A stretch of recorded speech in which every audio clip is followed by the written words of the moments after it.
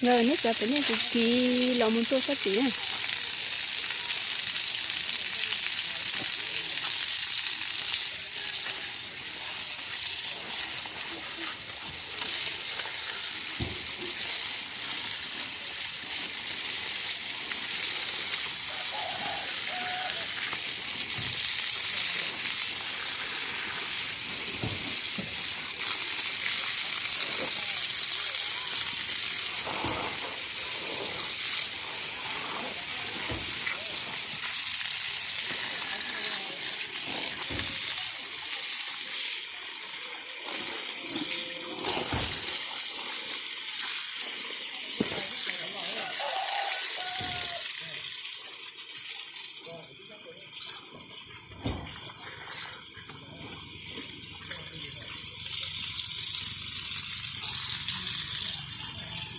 Hello.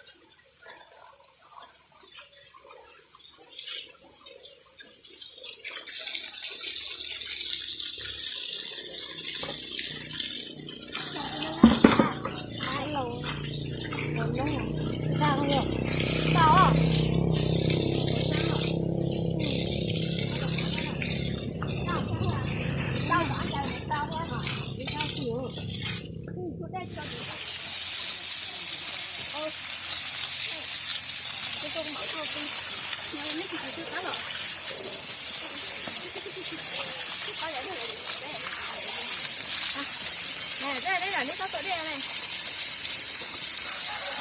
Hot xuống này. Hot không. Đây này. Anh chỉ đây chảo của bạn. Thôi à, không uống hết đâu kìa. Giờ một đang thì nó chỉ xem nó biết lần chơi kìa. Đúng mà. Thôi chưa, cái xe thế chưa nó cho cái chiều này. Thế mà không lấy rồi. Đó. Nhậu. Đúng mà này nhá. Đúng mà chị. Đây vào đây. Đây thì biết mình lấy này. Ok.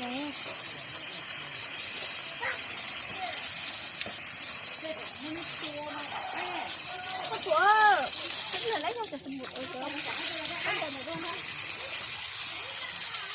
Lấy cái rồi chị đó. Mình chỉ lấy cho cái sữa đau này thôi. Nó cũng bầm ơi. Chưa có to. Ở trên chậu thế này. Em muốn cho cái không có gì cho cái. Nó có nó cũng to luôn. Nó có một lọ. Đầu thế ở trên đó.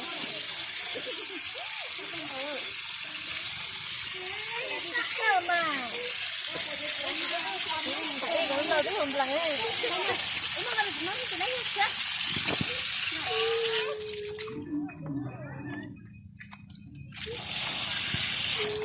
Có bộ trứng trong này ha.